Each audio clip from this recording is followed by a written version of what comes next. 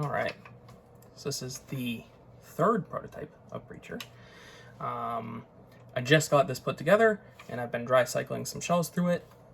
It seems like there are still some issues with double feeds coming from the tube mag down here. But other than that, most of the problems seem to have been solved, which is good. And then other than solving problems, there's also been improvements to, assembly process and hardware used in the blaster and stuff like that. So I think overall, good changes. Still needs some work on the double feeding issue from the tube magazine down here. And then the shells are still sometimes doing 360s in the lifter, but I think I know exactly how to solve that. The lifter has a back face sort of sloped backwards a bit. I need to make that straight up, and that should be good.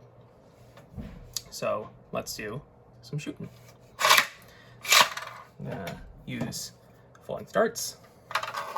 1 in the chamber, close that, and then 4 in the tube.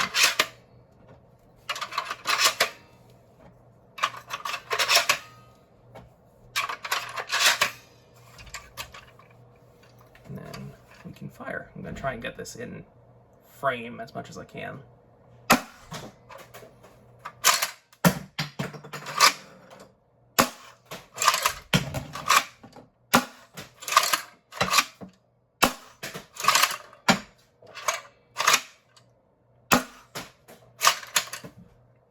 Really good. Yeah, all of them fired good, and those are getting really good performance. Good spread. I don't know how many feet, like 4-foot spread at, I'd guess that this is 25 feet. Yeah, 20 feet, I guess. And then also you can still use the longer nosed stuff, just loading that directly into the breech. Oh. Helps if you actually hold towards the breech when you're firing, so it doesn't actually pop off the shell. There we go. And then there you go. So, pretty happy with that. Seems pretty good. Not going to load these back up, but will put them back into the blaster to just dry cycle a bit. Whoop.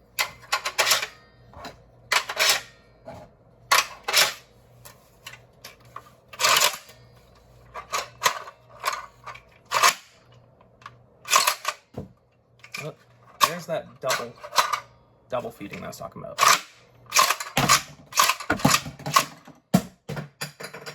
Those ones seem fine though. So yeah, third prototype of Breacher. Seems pretty good. Pretty happy with it. I do still need to solve that double feeding issue. I think that I've figured out what is causing the issue. I think that it's not this shell stop arm. The shell stops that prevent shells from coming into the lifter, these things, which are timed off of lumps on the priming bars. One on this side, I think this needs more spring pressure.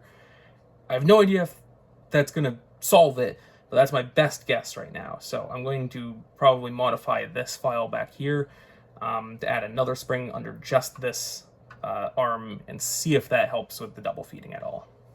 Hopefully.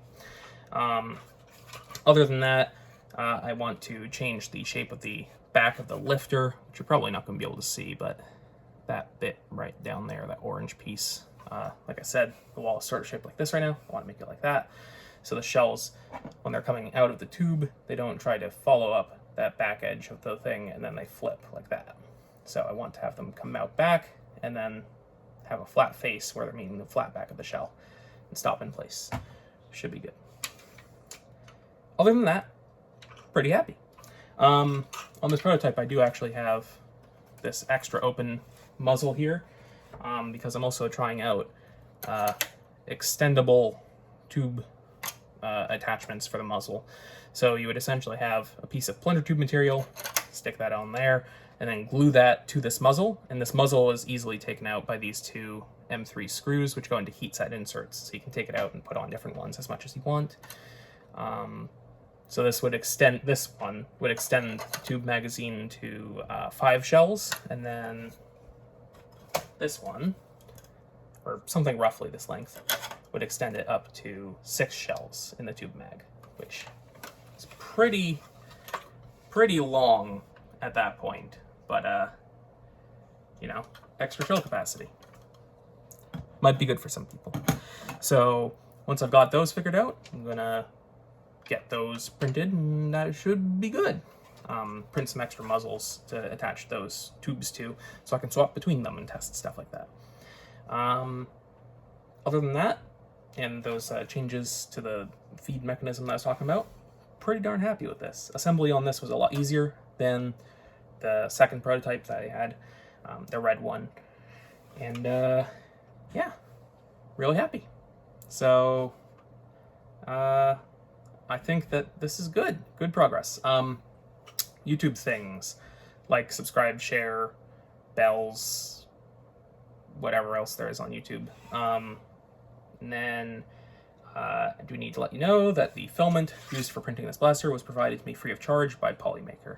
This is I think this is the Polymaker Lime Green. It's really nice. It looks like a Ryobi. Someone mentioned to me, which is pretty nice. It actually matches my, let's see if I can get this on camera. Matches the HPA thing I had. It's got the same filament. Pretty great. I used the same color shifting, not color shifting, but dual extrusion gray black stuff. So from some points of view, it looks like black, but from other points of view, it looks like gray, which is pretty cool. And that works really well on these bars. There was no AMS work on these at all or anything like that. This is just gray and black patterning because of the shape of the part and because the filament has 2 different colors in it, and it just changed direction throughout printing it. Came out looking really nice. Really happy with that. So yeah, good blaster, and thank you for watching. Alright, I think that's all that I have to say, and keep your eye out for more videos on Breacher. Yeah.